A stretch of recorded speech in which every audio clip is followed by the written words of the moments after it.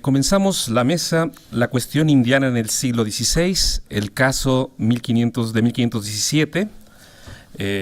Agradezco enormemente a los organizadores del evento permitirme participar y tener el honor de compartir la mesa con tan insignes y egregios historiadores y juristas. Creo que ninguno de los presentes requiere realmente presentación, salvo quizá su servidor. Pero pues sigamos las formas.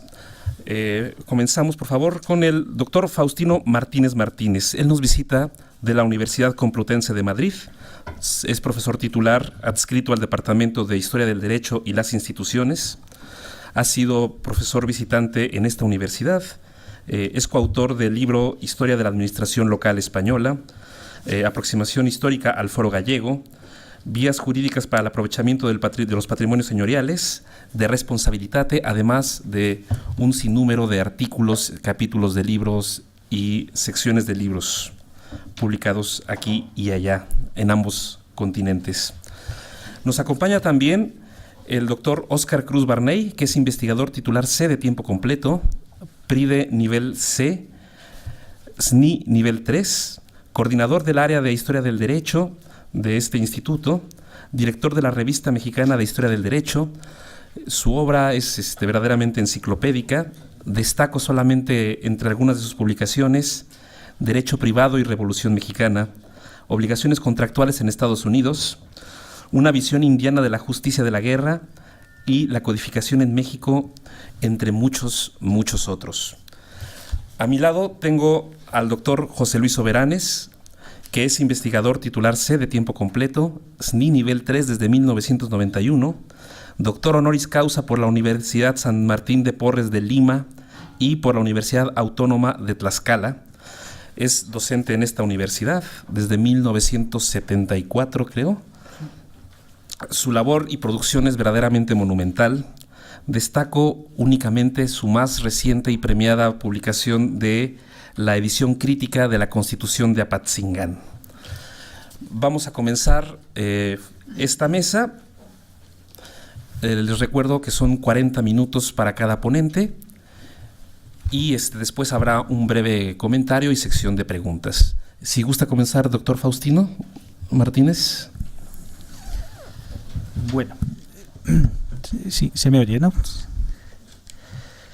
Bueno, antes de nada yo quería comenzar dando mi sincero agradecimiento a los organizadores de este seminario, por la certeza y el acierto que significa conmemorar este año 1517, el año en que Hernández de Córdoba llega a Yucatán, el año en que alrededor del año en que los jerónimos reflexionan sobre la condición del indígena, la libertad y la dignidad del indígena. También el año, y esto vendrá a colación para el final de mi exposición, el año en el que Lutero hace saltar por los aires la Iglesia romana, que tiene su relevancia a los efectos de lo que voy a explicar, ¿no? Especialmente a la UNAM, que es mi segunda morada académica, y a este Instituto de Jurídicas que tanto estimo, y al doctor Guerrero Galván, que es en definitiva quien ha cursado la invitación y que es el responsable más por amistad que por otros méritos, entiendo, de que yo esté aquí. Los seminarios de este tipo permiten, además de conocer a gente nueva como nuestros colegas yucatecos o nuestros colegas vallisoletanos, reencontrarme además con viejos amigos como Óscar, un gran jurista y gran historiador, y José Luis Soberanes, que es lo más parecido que tengo a un padre a este lado del océano, ¿no? Con lo cual está todo dicho. Voy a comenzar, pero antes de comenzar, abusando de su paciencia, vamos a comenzar con un poema y con una recomendación bibliográfica. La poesía no deja de ser un arma cargado de futuro, lo cual es un poco paradójico para un historiador que está siempre mirando hacia el pasado, ¿no? Pero cuando estaba preparando la ponencia, encontré un poema de una poetisa nicaragüense, ella dice que es nicaragüense y salvadoreña, llamada Claribel Alegría, que se titula Tamalitos de Cambré. Y se lo voy a leer.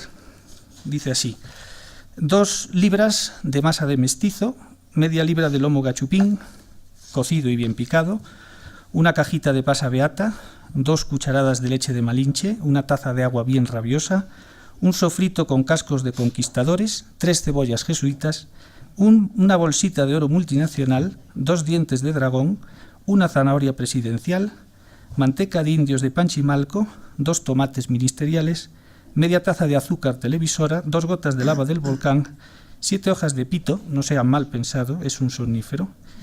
Lo pones todo a cocer a fuego lento por 500 años y verás qué sabor, ¿no? O sea, es un poema que a mí me gustó mucho al leerlo, porque a fin de cuentas lo que hace es resumir, ¿no?, de un modo muy escueto la historia de América bajo la forma de una receta, ¿no?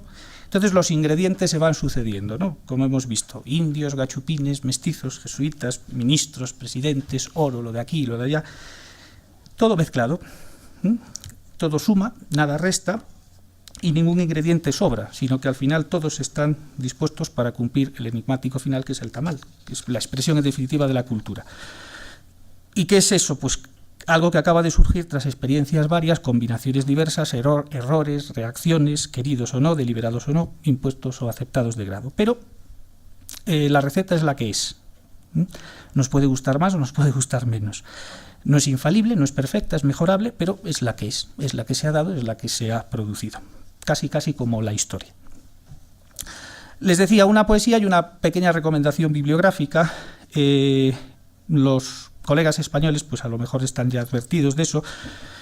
En un país donde se lee poco, como es el caso de España, y donde además se lee muy poco ensayo, pues sorprende encontrarse con el libro de María Elvira Roca Barea, que se titula Imperiofobia y leyenda negra, Roma, Rusia, Estados Unidos y el Imperio Español, aparecido a finales de 2016 y que vaya por su 8ª edición, ¿no? Es un libro curioso, original, un libro pues que nos puede servir también de introducción para todo lo que se ha visto a lo largo de estos días aquí. Y es cómo la aparición de los imperios inmediatamente hace que surja a su lado la maximización de sus enemigos y de inmediato la creación de la leyenda negra que esos individuos desarrollan para combatir al imperio. Pasó con Roma, pasó con el imperio ruso, pasa con el imperio norteamericano, aunque bueno, su presidente hace esfuerzos de sobra, ¿no?, para que ese odio se pueda llevar a la práctica, y pasa con el imperio español. Y al tratar del imperio español, María Elvira Roca dice que siempre que se plantea la cuestión del imperio español, hay 2 puntos por donde se les ataca, fundamentalmente. Uno es la Inquisición y el otro es la conquista americana. Esos son los 2 elementos que los enemigos del imperio en el siglo XVI utilizaron, fundamentalmente Italia, Países Bajos e Inglaterra, los enemigos políticos y también enemigos intelectuales. Y ella, pues lo que cuenta un poco en este libro es el esfuerzo por desmontar la leyenda negra, pero sin llegar a la leyenda rosa, ¿no? Es decir, sin negar la existencia de abusos, de injusticias, pero tampoco llegando al extremo de hablar de genocidio o hablar de etnocidio, ¿no?, como se ha visto en relación pues a estas cuestiones. Repito, es un libro interesante y es un libro en donde junto al debe se recoge el haber, se recoge el haber de esa conquista, se recogen los, digamos así, los resultados positivos, porque la leyenda negra no solamente exagera y distorsiona, sino que la leyenda negra también silencia, ¿no?, los logros, y pone pues muchos ejemplos, algunos de ellos pues realmente sorprendentes, ¿no?, sobre todo pues por ejemplo instituciones educativas, por ejemplo instituciones hospitalarias que se llevaron a la práctica. Y es un libro que también interesa a nosotros, a los historiadores del derecho. ¿Por qué? Porque le da un papel relevante a la vida jurídica, da un papel relevante a esa vida jurídica, lo cual entronca un poco con lo que voy a contarles a continuación. El objeto de mi exposición, tras esta breve presentación, es el estudio de las bulas pontificias, no de una bula concreta, no de la Romanus Pontifex portuguesa o de las Intercetera castellanas, sino más bien el proceso que lleva a la formación de esas bulas. Porque si a todos estos señores que hemos mencionado aquí, Colón, Alaminos, Ojeda, Grijalva, Velázquez, Cortés, se le preguntase, bueno, ¿y ustedes por qué están aquí en América? La respuesta que darían ellos sería, bueno, pues hay una donación del Papa a los reyes de Castilla. Y ese es el título bastante suficiente con arreglo al cual ellos justificaban su presencia. Lo que voy a tratar de explicar es, bueno, pues por qué pensaban así. Es decir, cuál era la razón, porque en definitiva, como voy a contarles a continuación, la conquista no fue el resultado pues de una maquinación maligna de los castellanos, sino que los castellanos simplemente se limitaban a pensar y se limitaban a actuar como lo harían la mayor parte de los europeos en aquel entonces. Es decir, el otro día en la lección inaugural se nos hablaba de los mapas mentales. Yo creo que ese es el elemento fundamental. Es decir, no podemos comprender lo que pasa a partir de 1492 si no nos metemos en la cabeza de estos señores. Es decir, si no sabemos cómo pensaban estos señores. ¿Esto qué significa? Esto significa pues, que hay que tener en cuenta el bagaje cultural. Y en ese bagaje cultural juega un papel determinante, y aquí traemos el agua a nuestro río, juega un papel determinante la cultura del derecho común, la cultura romano-canónica, ¿no? Desde el mismo instante en que los territorios son clasificados de acuerdo con la mentalidad y las categorías conceptuales que estos hombres tienen en la cabeza, es decir, son reinos incorporados a la corona, es decir, es un discurso eurocéntrico porque es el único discurso posible, ¿no? Y hasta el examen de la condición de los indígenas, es decir, los indígenas son clasificados como personas miserables, es decir, personas con capacidad, pero con una capacidad reducida y que por lo tanto necesitan protección. Y eso lo hacen ¿por qué? Porque de acuerdo con el catálogo el repertorio de personas, ¿no?, que ellos conocían, era el único lugar donde podía ser encajado y donde podía llevarse a la práctica esa ordenación. Por lo tanto, hay que tener en cuenta el mapa, ese mapa mental, esas categorías conceptuales. Hay que tener en cuenta también la propia lógica del imperio, es decir, no hay ningún imperio pacífico, por lo tanto el imperio nace para consolidarse, nace para quedarse, nace para crecer, nace para desarrollar sus correspondientes actuaciones, y el imperio necesita espacios, el imperio necesita cuerpos, necesita almas, necesita doctrinas que al final justifiquen todo eso.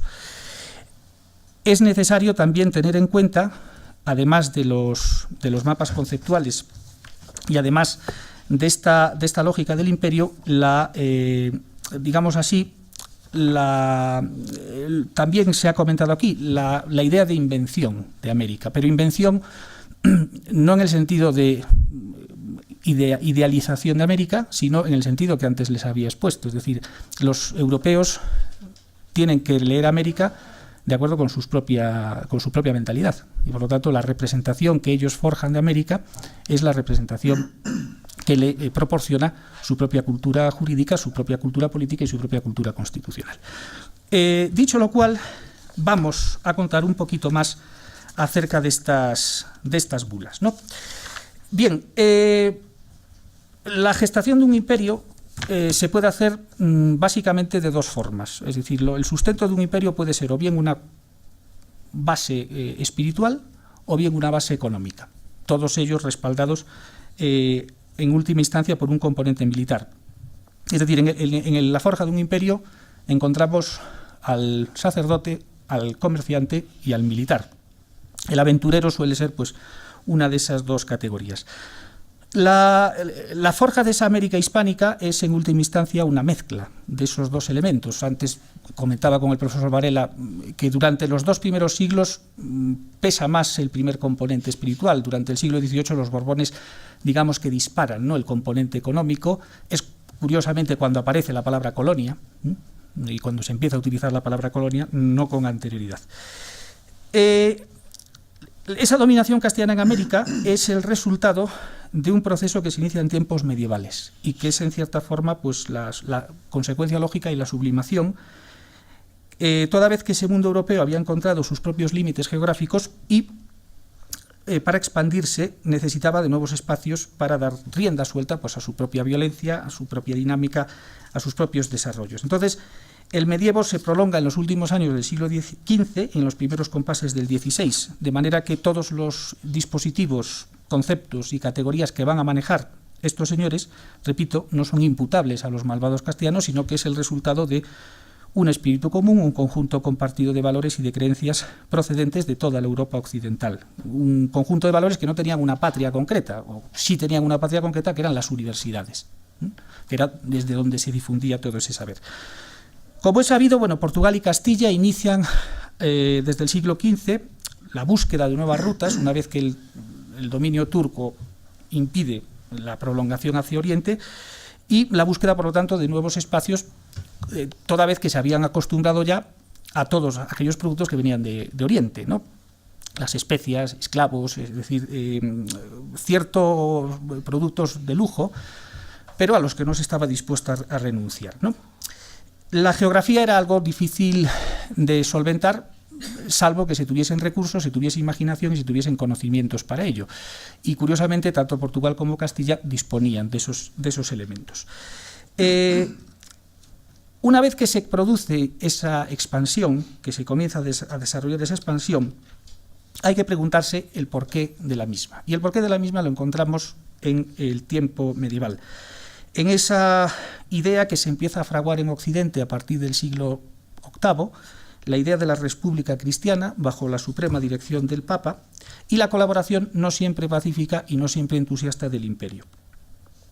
Ese mundo medieval enfrenta dos espadas o dos potestades, la potestad papal y la potestad imperial, y ahí está el origen último de los instrumentos que sirvieron para explicar esa labor de conquista en América, lo cual no puede menos que ser vista, por lo tanto, como el resultado último de la vida intelectual medieval. Es decir, que en última instancia esto nos sirve nuevamente para decir que las fechas son importantes, pero las fechas no implican cesuras, no implican rupturas, y este es un caso paradigmático. Es decir, el descubrimiento de América no transforma a esos hombres en hombres modernos.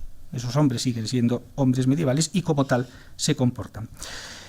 Vamos entonces a esta República Cristiana. La Europa medieval se construye bajo el recuerdo de Roma, la lucha por Roma que decía García Pelayo, y esa cultura medieval es el resultado de la intersección de tres elementos, ¿no? Hay un elemento romano fundamental, un elemento romano que pervive de forma fragmentada gracias a la labor de la Iglesia.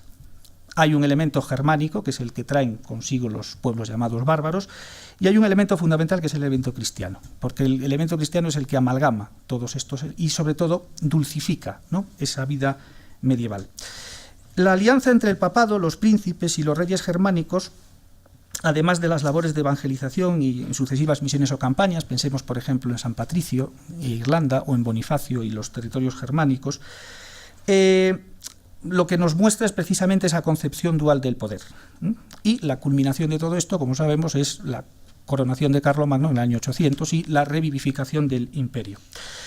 Ese imperio cumple un papel, a pesar de que el imperio es una estructura muy débil, es una estructura más formal, cumple un papel y es de alguna forma reivindicar el orgullo de Occidente, de un Occidente que hasta ese instante está acogotado, está a la defensiva.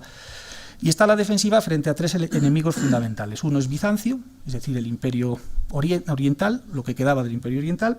Un imperio oriental que no había cejado en su empeño de recuperar la totalidad del imperio. Un imperio oriental, además, que se había separado religiosamente de Occidente, el famoso cisma del siglo XI, con la cuestión del filioque, ¿no? Un segundo enemigo capital es el Islam, un Islam que llega hasta Francia, que llega a instalarse en Sicilia hasta casi mediados del siglo XI, y luego los pueblos eslavos, que también incordiaban, ¿no? Los enemigos estaban al acecho, por lo tanto, y el imperio es de alguna forma una especie de acto de autoafirmación que realiza esa Europa. Pero, repito, es una Europa todavía débil. Y no todo son malas noticias, porque cuando peor están las cosas, pues surgen de vez en cuando los milagros. Y el milagro en esta época tiene la forma de un curioso documento que es la donación de Constantino. La donación de Constantino es un documento que después los humanistas italianos demostraron que eran falsas hasta las comas. Es decir, que no había nada verídico, ¿no?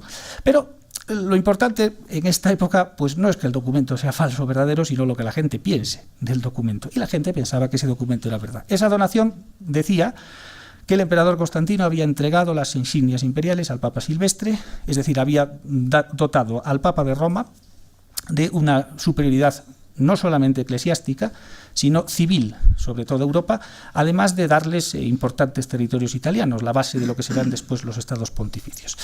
Esta donación, ¿por qué es importante? Es importante porque lo que establece es una continuidad entre el emperador romano y el papa. Es decir, el imperio, una ficción de continuidad que lo que hace en definitiva es poner de manifiesto que el papa es el heredero legítimo del emperador y por lo tanto todos esos poderes que correspondían al emperador corresponden en ese instante al papa. ¿Con qué propósito? Con el propósito de edificar el imperio y con el propósito de edificar un imperio cristiano, porque la vocación del cristianismo, y esto es importante por lo que vamos a ver también a continuación, no es quedarse quieto. No es como el judío que no hace proselitismo, no, el cristiano busca, hace apostolado. ¿Por qué? Porque busca la conversión de toda la humanidad, es decir, busca un carácter universal y un carácter realmente católico para su religión, con base en la Biblia. Lo decía el libro de Jeremías, lo decían los Salmos, lo decía más expresamente el Evangelio de San Marcos: id por todo el mundo, predicad el Evangelio, que todo el mundo se convierta, etcétera, etcétera. Entonces, el Papa por un lado, el emperador por otro, lo que están haciendo es creando ese núcleo duro de la cristiandad, están creando en definitiva esa ideología común. Por supuesto, Papa y emperador se están zurrando durante toda la Edad Media, pero también están colaborando contra Bizancio. De hecho se organizan una cruzada contra Bizancio, están colaborando en la lucha contra el Islam, están buscando esa expansión de la cristiandad. El siglo XII es el siglo que marca el punto de inflexión, porque el siglo XII es un siglo fundamental por muchos motivos, ¿no? Porque Europa cambia radicalmente. Hay un renacimiento demográfico, un renacimiento urbano, renacimiento comercial, renacimiento intelectual también, y a partir de ese instante van emergiendo los reinos nacionales. Cambia la dinámica, es decir, ya no es una Europa a la defensiva, sino una Europa a la ofensiva. Esto lo podemos ver muy bien en el caso de la península ibérica, es decir, el siglo XII es un siglo en el que la reconquista cambia de signo, en que los reinos cristianos toman la iniciativa. Ya no simplemente se limitan a defender y atacar brevemente a los musulmanes, sino que ahora inician ellos mismos campañas. Y claro, aquí surgen de inmediato una serie de cuestiones. La cuestión de la guerra, es decir, la guerra santa, ¿es guerra justa o no es guerra justa? Primera cosa que hay que dilucidar. La siguiente cuestión es, muy bien, hacemos la guerra, pero no la hacemos gratis. Es decir, hay que determinar también la cuestión de las recompensas, ¿no? Y finalmente, el tercer elemento, que está relacionado con los dos anteriores, ¿no?, es la afirmación o no de una jurisdicción universal, en última instancia. Es decir, ¿qué legitimidad tiene un reino cristiano para atacar un reino no cristiano, disponer de sus bienes, disponer de sus habitantes? Les va sonando la cosa, ¿no? Aunque estamos en Europa, pero el escenario es muy parecido a lo que nos vamos a encontrar a partir de 1492. Brevemente, primero, la Guerra Santa. Bien, a partir del Evangelio de Lucas y sobre todo de Agustín de Hipona, se defendió por parte de la Iglesia la licitud de la posibilidad de compeler a herejes y a cismáticos para que entraran a la fuerza en la verdadera fe. Que no se trataba, por lo tanto, de un comportamiento vedado, de un comportamiento prohibido, sino que era una cosa que en circunstancias excepcionales era admitida. Por lo tanto, la conversión podía proceder de buen grado, voluntariamente, pero en última instancia podía realizarse de forma también compulsiva.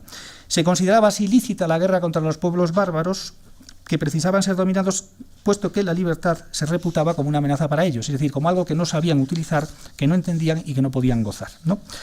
Aquí estaba subyaciendo pues algo del viejo aristotelismo, ¿no?, de la falacia naturalista de Aristóteles. Algunos hombres son débiles, por lo tanto, esos hombres tienen que ser gobernados por otros, ¿no?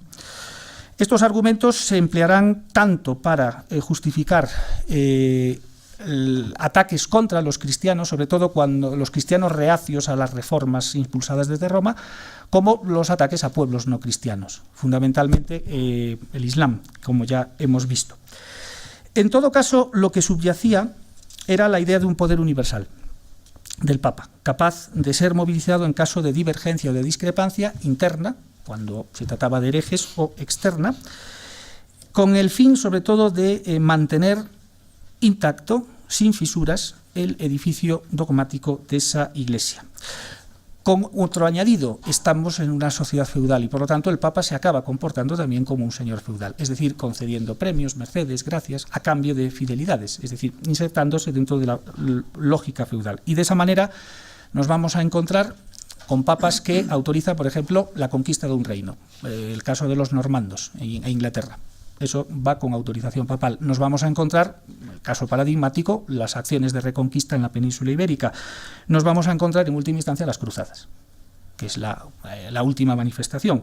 Es decir, una explosión, ¿no?, de violencia feudal que se canaliza, ¿no?, hacia ese territorio oriental. Tan vigorosa como falta de resultados, ¿no? Decía Jacques Le Goff que lo único para que sirvieron las cruzadas era para que Europa conociese el albaricoque, ¿no?, el durazno. Eso fue la única utilidad real de las cruzadas. Bien, entonces, con independencia de todo eso, del ropaje formal, de los premios, las recompensas, etcétera, lo que subyace aquí es la idea de que esa guerra santa es una guerra justa y es una guerra que se puede realizar. Pero nadie hace las guerras gratuitamente y hay que tratar de inmediato la cuestión de las recompensas. Las recompensas que se utilizaban tradicionalmente son las indulgencias plenarias, es decir, el perdón, algo que se había utilizado en algunas campañas militares en la península ibérica, algo que se venía utilizando pero para las peregrinaciones y otra serie de acciones u obras piadosas, ¿no? Entonces, las indulgencias, que curiosamente será otra de las cosas que en 1517 Lutero criticará de la política romana, las indulgencias pues pasaron a ser la moneda común de cambio, es decir, la forma tradicional, el perdón tradicional. Sucedió con las cruzadas, por remitirnos al caso más conocido. Esas campañas militares se equipararon a las peregrinaciones y los combatientes quedaron igualados a los peregrinos, a todos los efectos. Y al revés, se fue permitiendo a los peregrinos portar armas, portar mercancías. La confluencia de todo esto pues, es clara, las órdenes militares, ¿no? Las órdenes militares serán pues, un poco la combinación de estos dos extremos, ¿no? El resto pues, es conocido. Llamados por este reclamo espiritual, toda Europa se moviliza para recuperar los santos lugares a partir de 1095, cuando el Papa Urbano predica la primera cruzada, y en momentos sucesivos, sin mucho éxito, y se acompaña esto de otras ayudas tipo exenciones fiscales, fuero propio, subsidios, ¿no? Claro, Europa también se vuelve cómoda, entonces la promesa de ir a cruzada pues, se acaba sustituyendo pues, por el pago, ¿no?, de una determinada cantidad. Con esa cantidad el Papa pagaba ejércitos, pagaba recompensas y en última instancia, con los territorios que se iban recuperando, el Papa concedía, ¿no?, determinados feudos. Incluso existe ese efímero reino latino de Jerusalén, etcétera. Pero vemos que tenemos ahí otro elemento que nos va sonando, ¿no?, que es que sobre esos territorios conquistados se reconoce el pleno dominio del Papa y el Papa dispone de ellos como, de acuerdo con la lógica feudal, pero dispone de ellos a fin de cuentas. Tercer elemento es el que sustenta todo esto, que es la cuestión de la jurisdicción universal. Y la cuestión de la jurisdicción universal del Papa planteaba una primera objeción, si me han seguido hasta aquí, que surge de inmediato. Es decir, ¿no era este Papa el sucesor del emperador romano? Sí. Entonces, el Papa no puede tener jurisdicción allí donde no había llegado el emperador romano, ¿no? Es decir, sus límites geográficos quedan acantonados por el Imperio Romano. Sí, pero acudamos a sí, pero no. Es decir, acudamos de nuevo a la Biblia, ¿no? Todo el poder que existe te ha sido dado del cielo, dice el Evangelio de Mateo. Es decir, todos los poderes, todos los príncipes tienen su poder originario de Dios. El representante más cualificado de Dios en la tierra es el Papa. El Papa es de alguna forma la vía, ¿no?, a través de la cual se produce la transferencia de poder y por lo tanto no existe ninguna objeción realmente a ese poder universal. La cosa después se fue complicando con otra serie de reflexiones, por ejemplo la introducción de la gracia y tal, pero el problema de la gracia era ciertas derivas heréticas a las que podía dar lugar. No era posible tampoco negar esto, porque negar esa universalidad pues también podría poner en cuestionamiento los modelos políticos grecorromanos que precisamente se estaban estudiando y descubriendo en aquel entonces en las universidades europeas, que eran evidentemente modelos totalmente separados de la gracia divina. Entonces, ¿qué es lo que pasó aquí? Lo que pasó aquí fue que la escolástica reelaboró la idea de naturaleza, la idea de derecho natural y sobre todo la idea del hombre como ser racional, y fue Tomás de Aquino, quien sino el que dio las pautas, y nuevamente con un discurso que nos suena a lo que va a pasar a partir de 1492. Decía Tomás de Aquino en la Suma Teológica que los infieles tenían derecho a conservar sus autoridades y gobiernos y también a ejercer la propiedad sobre sus bienes, dado que esas instituciones surgían del derecho natural. Por lo tanto, era común a toda la humanidad. No era algo exclusivo de los cristianos, es decir, era algo común a todos los pueblos de la humanidad. Pero se advertía, todos aquellos pueblos no cristianos eran, paradójicamente, potenciales pueblos cristianos, porque, como decía anteriormente, el cristianismo no es una religión estática, es una religión que tiende, ¿no?, a ampliar el número de afiliados o el número de socios sin cesar. Es decir, la idea es que toda la humanidad sea cristiana. Y eso significa, por lo tanto, que el Papa puede preocuparse por todos aquellos pueblos que no son cristianos originariamente. Nuevamente el sustento es la Biblia, eso que le dice Jesús a Pedro: apacenta a mis ovejas, las que hay ahora y las que haya en el futuro. Bien, tenemos por lo tanto esa reflexión y asimismo, asumiendo la visión racional del ser humano, se consideró que las violaciones del derecho natural no eran resultado de mala fe o de una acción deliberada y consciente, sino que eran resultado de la ignorancia, de la rusticidad, de la escasa racionalidad. Cosas que no suenan porque ya se han expresado aquí. Aunque no había un poder directo del Papa sobre los pueblos no cristianos, por el mero hecho de ser infieles, estos dos argumentos esgrimidos autorizaban al Papa para intervenir cuando los infieles operasen de modo irracional, violando presupuestos naturales y no fuesen reprendidos por sus correspondientes autoridades. El Papa era, pues, el recurso subsidiario y último, pero claramente efectivo para salvar almas amenazadas por tales comportamientos. Habría que fiarlo todo a las propias autoridades, y si éstas no conseguían encauzar tales comportamientos, la voz del Papa podía intervenir y podía ser escuchada. Bien, la opinión de la Gracia fue refutada después en el Concilio de Constanza, y al ubicar el poder sobre los infieles en ese terreno neutro del derecho natural, lo que se consiguió, pues, es, en definitiva, ampliar ese discurso y, sobre todo, ampliar esa capacidad jurisdiccional universal del Papa, que era, en última instancia, lo que se estaba defendiendo. Bien, todo esto después, ¿en qué se materializa? Todo esto se materializará a partir del siglo XV en las bulas, que responden precisamente a este esquema. La bula, digamos, arquetípica es la Romanus Pontifex de 1455. Perfecto. La bula portuguesa, la que concede Nicolás V al rey portugués, y ahí está, de alguna forma, condensado todo este legado medieval. Es una donación papal, es una donación de territorios no cristianos, a la espera de que en esos territorios no se hallen príncipes cristianos. Es una donación que confiere todo el poder, todo tipo de jurisdicción, poder de establecer tributos, etcétera, sobre esos respectivos territorios, y también con esa misión evangélica como elemento último, que no menor. Este esquema de la Romanus Pontifex lo encontramos después reiterado en 1493 para el caso castellano. Las dos intercetera, la Pis Fidelium, la Dudus Siquidem, la Eximie Devotionis, van todas estas en idéntica dirección. Y van en idéntica dirección porque, no podía ser de otra forma. Como decía al comienzo de mi intervención, preguntemos a Colón, preguntemos a Ojeda, preguntemos a Grijalva: ¿por qué está usted aquí? Bueno, estoy aquí porque el Papa le ha dado estas tierras al rey de Castilla, ¿no?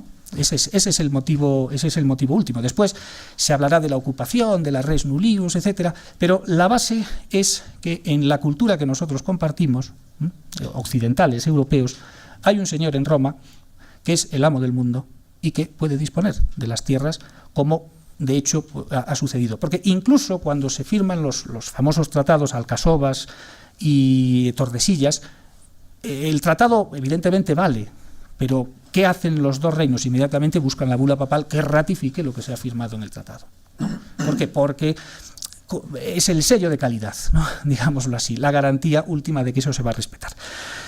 Esto tanto es así que, que prácticamente esta idea de la donación pontificia la vamos a encontrar en la mayor parte de los textos jurídicos de la época la encontraremos en la recopilación de 1680, la vamos a encontrar en Solórzano Pereira, el autor de la política indiana, que es la gran explicación, ¿no?, de la obra castellana en América, y todos están diciendo, por donación pontificia, los reyes de Castilla están actuando. Pero todo tiene su fin. Y el fin, curiosamente, llega también en el año 1517.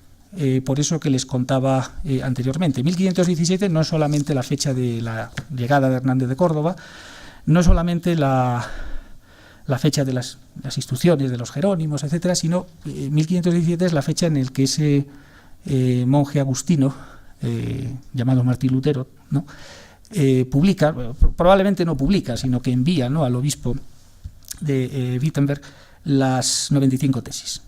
Y entonces Lutero lo que hace es, bueno, reventar este esquema católico que se había esforzado en construir la Iglesia hasta entonces. Es decir, desde 1517, desde que se pone en marcha la Reforma, no hay una única lectura del cristianismo. Hay una lectura romana, que va a ser fuerte y predominante, pero junto a la lectura romana encontraremos la lectura protestante, encontraremos la lectura calvinista, encontraremos la lectura anglicana, y luego dentro del anglicanismo, del calvinismo, etcétera, distintas ramificaciones, ¿no? Claro, ¿esto qué significa? Esto significa que esa aspiración del poder universal del Papa no tiene ya sentido. Es decir, ¿cómo usted va a mandar sobre todo el mundo si no puede mandar siquiera dentro de la propia Iglesia? Si lo que usted dice no se cumple en Alemania, no se cumple en Inglaterra, no se cumple en Ginebra, no se cumple en Edimburgo. Es decir, hay una ruptura. ¿Y esto en qué se traducirá? Pues evidentemente se traducirá en que estas bulas pontificias dejan de ser títulos de legitimación. Aunque los castellanos lo siguen postulando, fuera de Castilla no tiene ya razón de ser. Y eso explica que a partir de 1517 el rey de Francia, el rey de Inglaterra autoricen expediciones hacia América. ¿Por qué? Porque no se sentían compelidos, no se sentían obligados por esa donación pontificia. ¿Por qué? Porque se había roto totalmente la unidad de la cristiandad y, por lo tanto, esa potestad universal del Papa no tenía ya razón de ser. Eso pasa, repito, en el año 1517, año en el que, evidentemente, esto fuerza a los pensadores del momento, a los teólogos y juristas del momento, a buscar nuevos horizontes. Perfecto. Nuevos horizontes que se acaban traduciendo en una doble dirección, ¿no?, para entendernos. Una dirección externa a Castilla, en donde lo que vamos a encontrar es toda la cuestión de los justos títulos, es decir, bien, si la donación pontificia no sirve, lo que tenemos que hacer es buscar otros títulos que sirvan para estos fines, y aquí es donde nos encontraremos a Vitoria, más adelante a Bartolomé de las Casas, más adelante a Sepúlveda, etcétera. Y de la mano de esta reflexión sobre los títulos aparece también la otra reflexión importante, lo que nuestro recordado José Manuel Pérez Prende llamó la duda indiana, que es la cuestión referida, pues, al tratamiento de la población indígena, pero que es algo que ya no nos alcanza. Es decir, ¿qué es lo que he querido contarles en última instancia? Lo que he querido contarles en última instancia es, bueno, de cierta forma, que la historia no deja de ser transición, ¿no? Es decir, que las fechas que manejamos, pues muchas veces no son cesuras, no son rupturas, y que esa historia de larga duración, etcétera, pues tiene unos ritmos propios y singulares. Y que aunque nos encontremos en pleno siglo XVI, es decir, en plena Edad Moderna, de acuerdo con la cronología convencional al uso, realmente los señores que estaban operando conceptualmente estaban moviéndose dentro del mundo medieval, estaban moviéndose, por lo tanto, dentro de las categorías y dentro de los esquemas que anteriormente, pues, hemos referido. De ese papa, ese imperio, esas donaciones, esas guerras justas, etcétera, que se justificaban de acuerdo con el pensamiento escolástico de tiempos anteriores. Y simplemente, pues, esto es lo que yo he venido a contarles. Al final, pues, ¿cuál es el resumen? Pues el resumen, volviendo al inicio, pues son los tamalitos de Cambré. Es decir, que tomen ustedes todos esos ingredientes, tomen ustedes toda esa simbiosis, tomen ustedes lo que decía Carlos ayer, ¿no? Es el mestizaje urbano, la convicción, todos esos ingredientes, pónganlos hirviendo durante 500 años y verán qué rico sabe. Y eso es todo lo que tenía que contarles. Muchas gracias.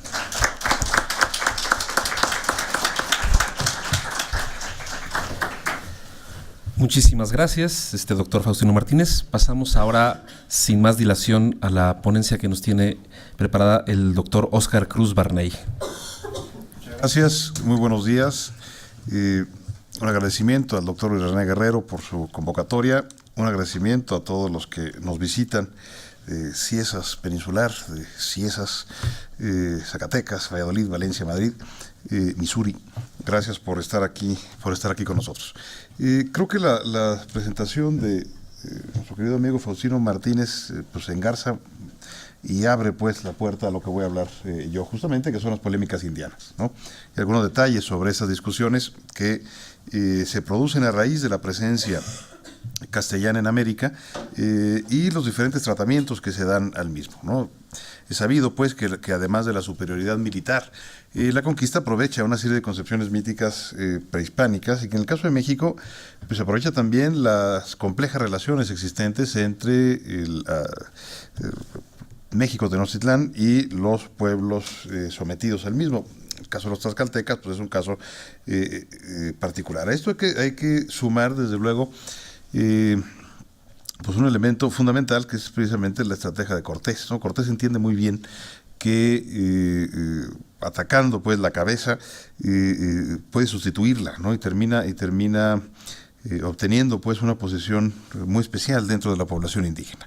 Se van a producir además, y aquí regresando un poco a esta idea que planteó Faustino del pensamiento medieval o del sentimiento medieval en el proceso de conquista, pues si la conquista de América en cierto modo se concebirá como una extensión o como una continuación de la reconquista de la península ibérica, y de ahí que aparezcan fenómenos religiosos similares, ¿no? Si las apariciones de Santiago en plenos combates con los indígenas, una suerte de, no un Santiago mata moros, sino un Santiago mata indios, ¿no? Que interviene para darle el triunfo a las armas cristianas. Curiosamente, el culto a Santiago en México y en general en Centro y Sudamérica es un culto que se traslada al conquistado. Donde encontramos nosotros representaciones de Santiago va a ser básicamente las parroquias de indios, ¿no? Es un culto que termina adoptándose pues por la población autóctona.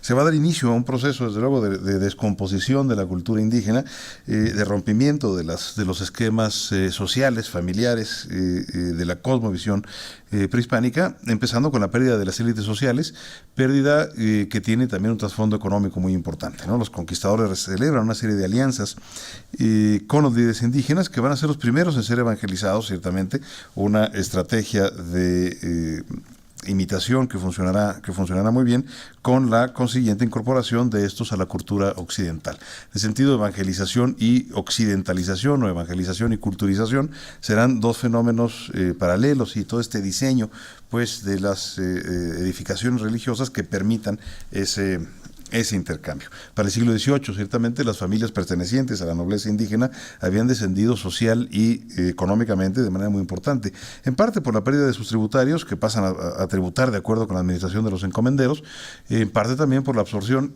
que se produce de estas élites respecto del resto del entorno social. El caso de Tlaxcala es un poco distinto, sobre todo por el mantenimiento de las élites tlaxcaltecas durante un largo periodo.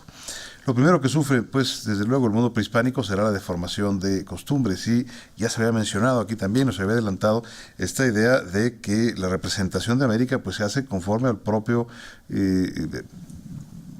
ordenamiento cultural de la persona que hace la descripción. Es que un ejemplo muy claro sería pues hacer un viaje hoy a Roma, ver el Coliseo romano y luego regresar a describirle a la abuela sin fotografías pues cómo era el Coliseo romano y qué era el Coliseo romano, ¿no? Pues abuela, se parece al Estadio Azteca, ¿no? Entonces los romanos jugaban fútbol, ¿no? Bueno, sí, pero también se parece a la Plaza México. Entonces toreaban también, ¿no?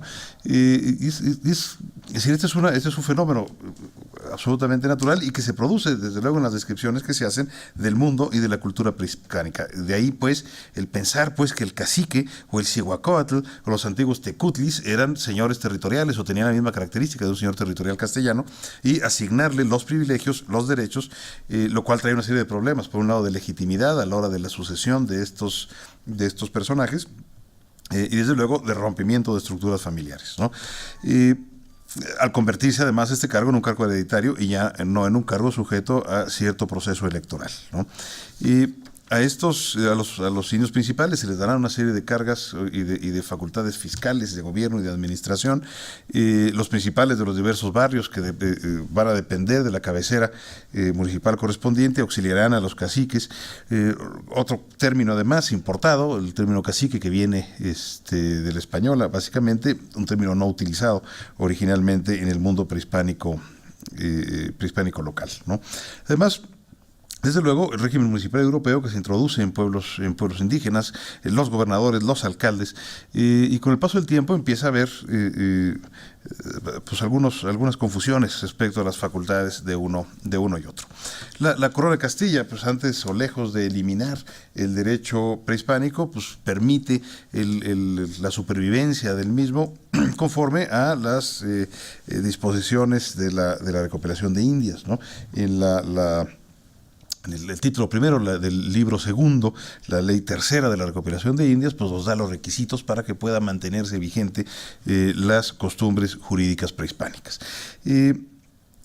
Lo cual, pues desde luego, no solamente no impide que los indígenas abandonen sus costumbres, se crea además un nuevo sistema de costumbres a lo largo, pues, de 300 años de vida virreinal. Es decir, y no olvidemos, pues, que México, pues, tiene más años de vida como monarquía bajo el mundo hispánico que de vida independiente, lo cual traerá consigo también intercambios muy importantes en términos culturales, lingüísticos y demás.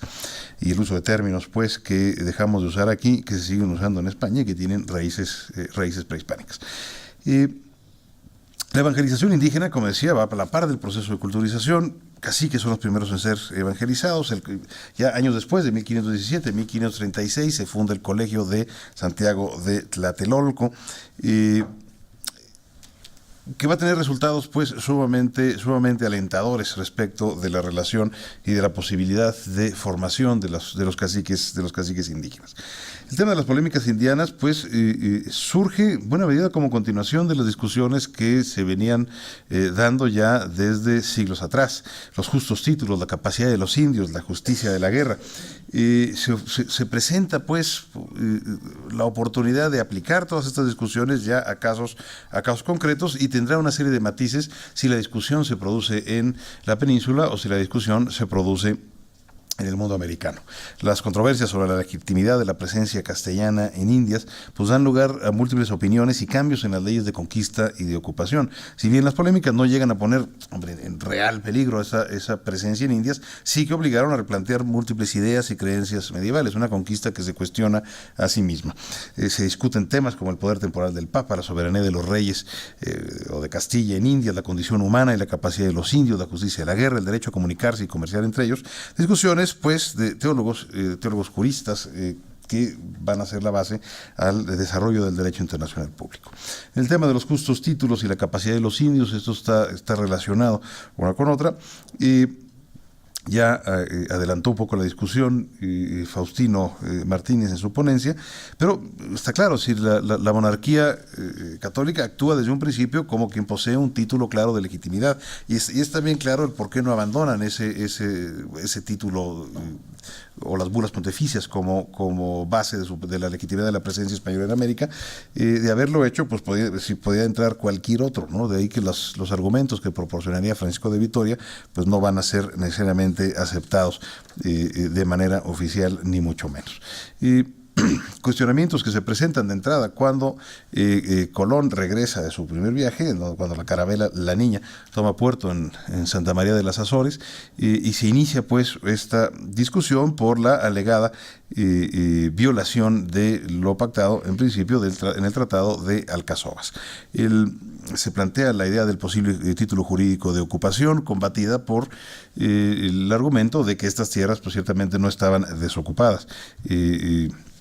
Y otra vez que no importa que sean tierras de infieles, pueden ejercer ese derecho de propiedad o cuando menos la posesión como tal. Las bulas alejandrinas y las bulas papales que con el ejemplo, pues, portugués, después solicitarán los castellanos, pues ya fueron, al menos en sus términos generales, abordados por Faustino. No abundo sobre ellas.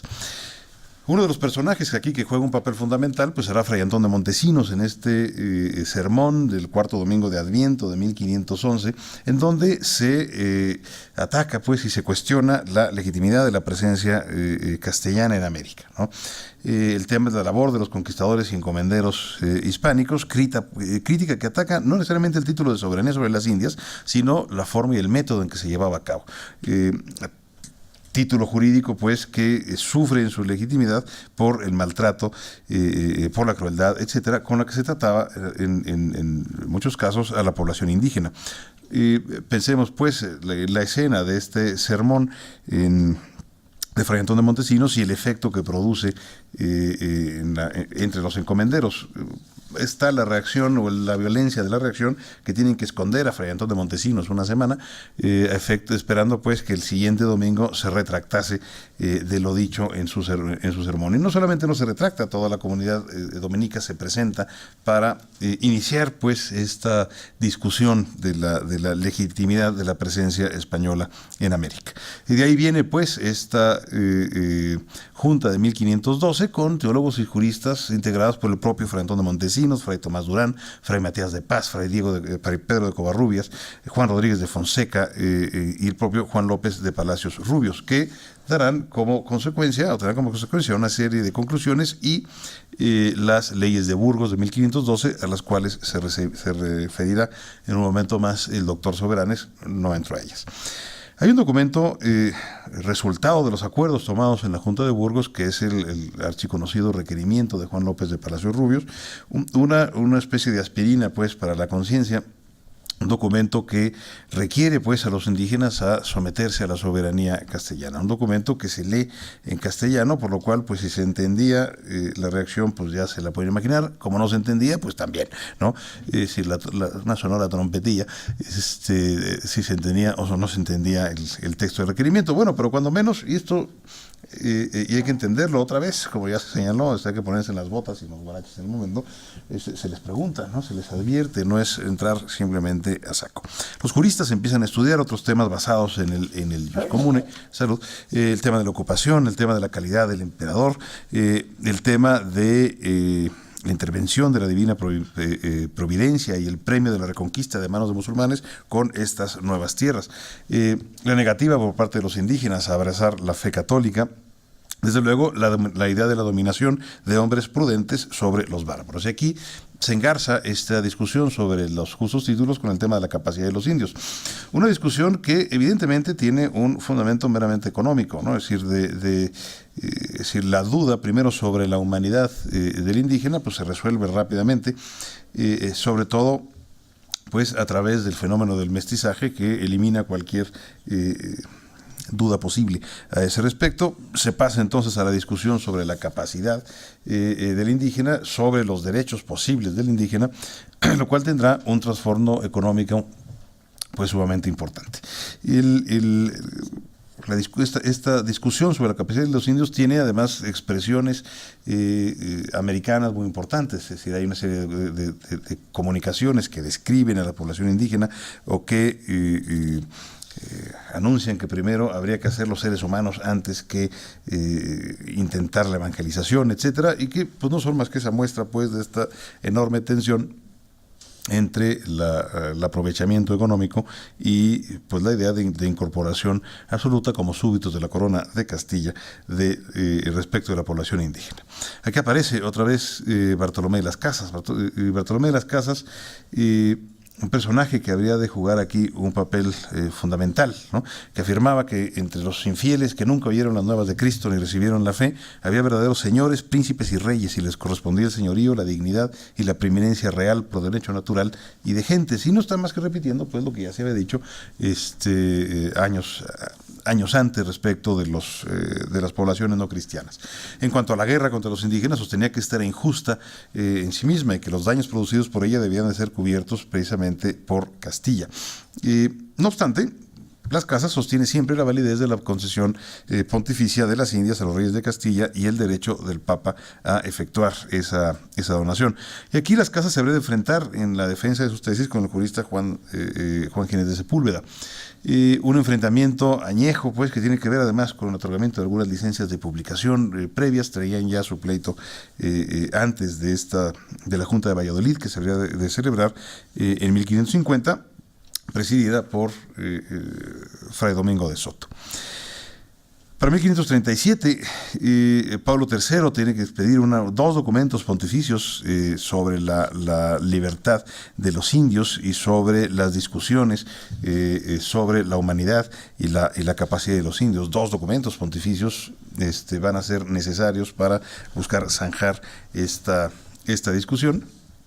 Que trae una influencia importante también en las leyes nuevas de 1542 y 1543, que tienen que ver básicamente con las principales instituciones de gobierno de las Indias, la condición de los indios, se reitera la libertad de los mismos, una vez más se prohíbe su esclavitud por causa alguna, y se intenta nuevamente controlar a las casi incontrolables encomiendas. Francisco de Vitoria aquí juega un papel fundamental en la selección de indies, con esta relación que hace de los títulos legítimos y los títulos ilegítimos. Relación y discusión que será de la mayor trascendencia, pues, o importancia para la idea y el desarrollo del derecho internacional público, pero que, como todos sabemos, no van a ser adoptados, pues, o no se entenderán adoptados oficialmente, ni mucho menos por la Corona de Castilla.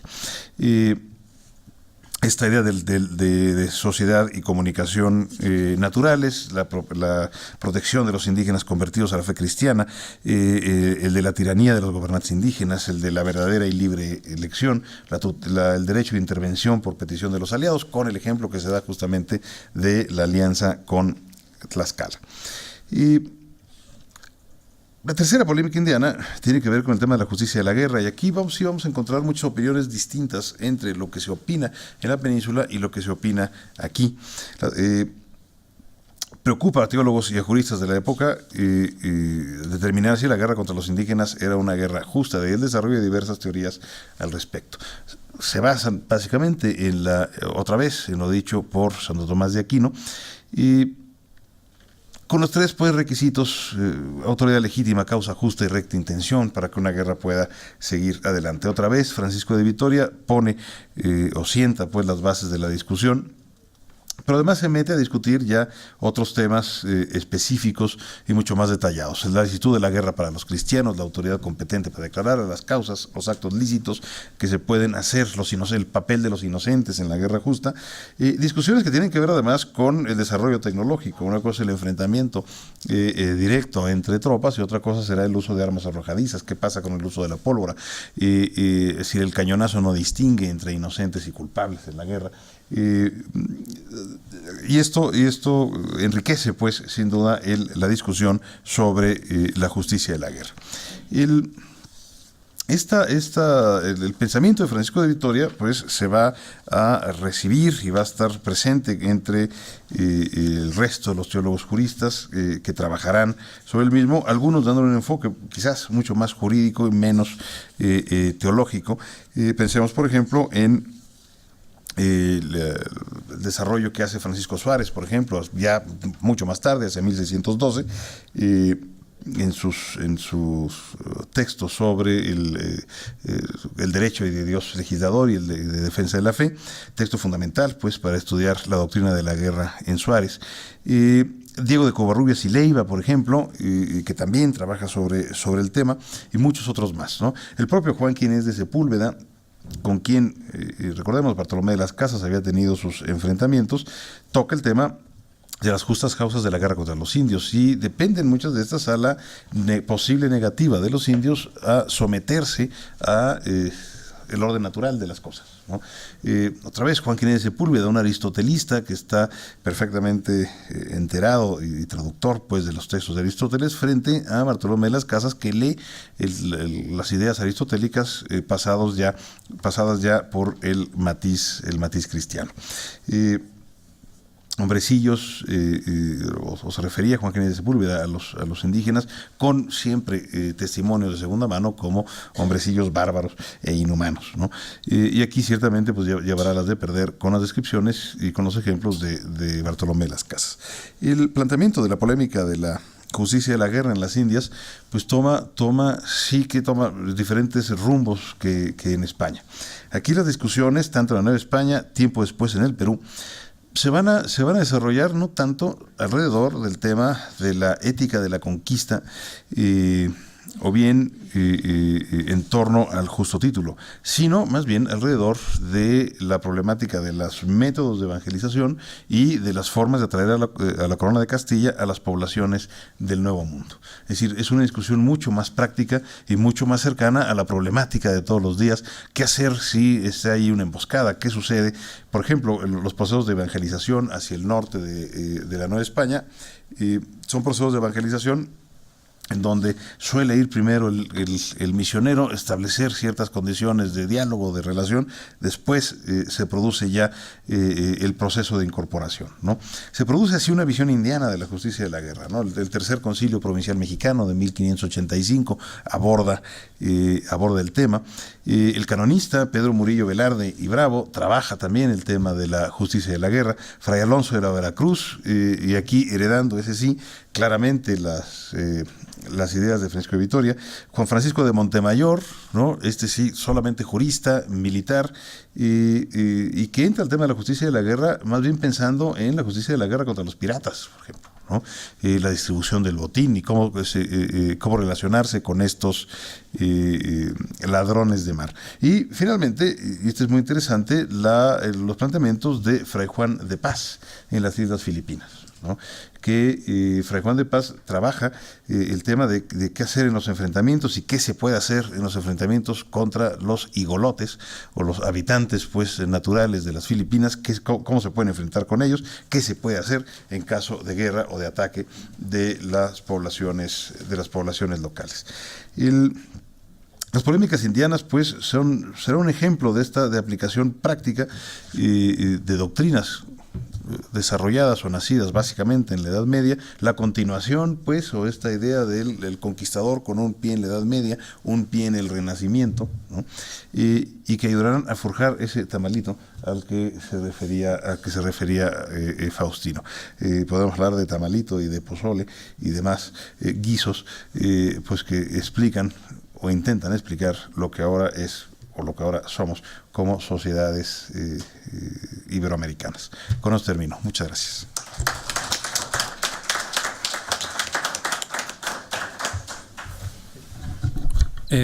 Agradezcamos por favor al doctor Oscar Cruz Barney, quien según me comunican tiene otro evento al que debe asistir y pues se excusa de dejarnos en este momento. Muchas gracias, doctor.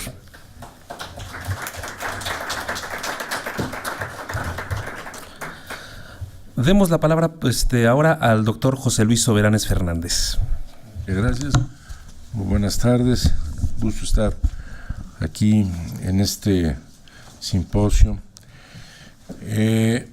Como señala Alberto de la Hera, en la cuestión de la penetración española en Indias, mucho más importante que el problema de los justos títulos, en cuanto que nadie puso realmente en duda la legitimidad de la soberanía castellana sobre el Nuevo Mundo, incluyendo a Vitoria y a las Casas, el tema que realmente preocupaba era el del método de la conquista y el trato a los indígenas, siendo la esencia de la polémica indiana.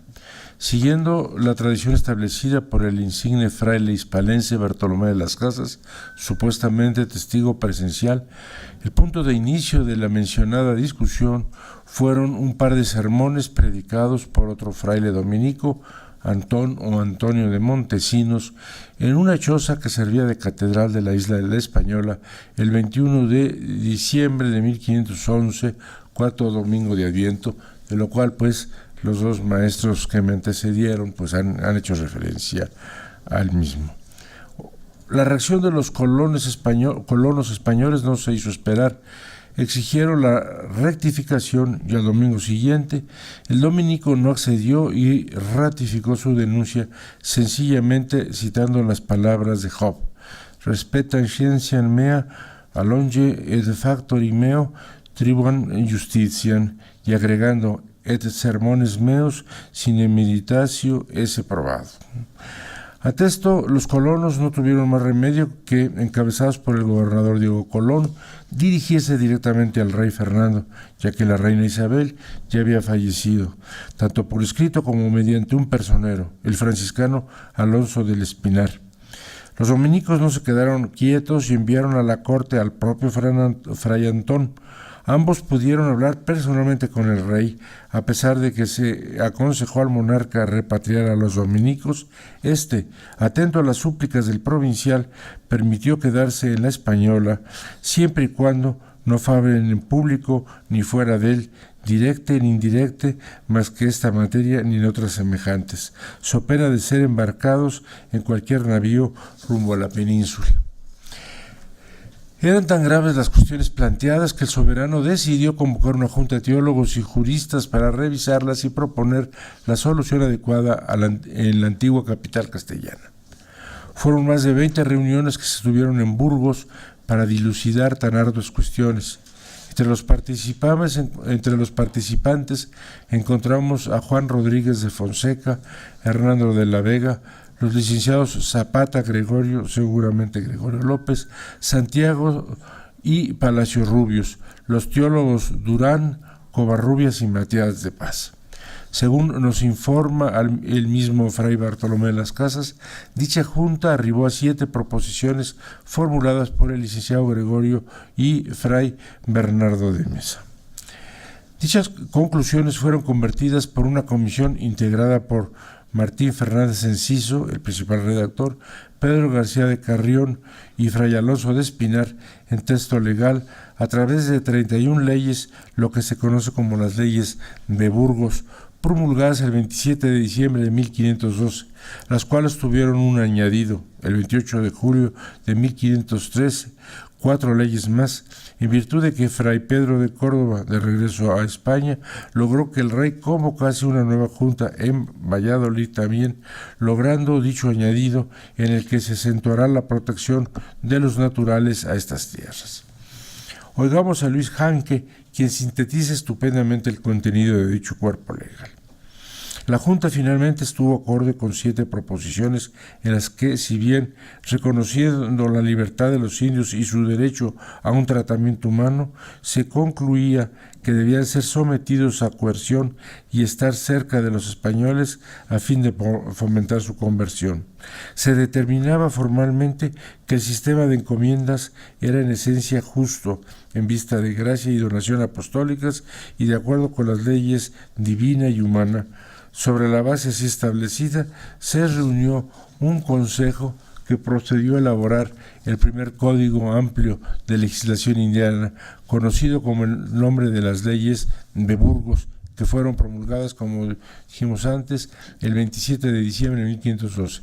Estas leyes proporcionaron la declaración más completa que poseemos de la concepción de la corona sobre la relación ideal entre los indios y sus señores españoles y de las grandes responsabilidades de los encomenderos. Hasta aquí la cita de Luis Hanke. Se dispuso además nombrar 2 visitadores entre los vecinos más antiguos para vigilar el cumplimiento de estas leyes. Más adelante, en 1516, se enviaron 3 padres jerónimos para cuidar el cumplimiento de dichas normas. Hasta aquí, lo señalado se refería al trato que merecían los indígenas en el Nuevo Mundo por parte de los españoles.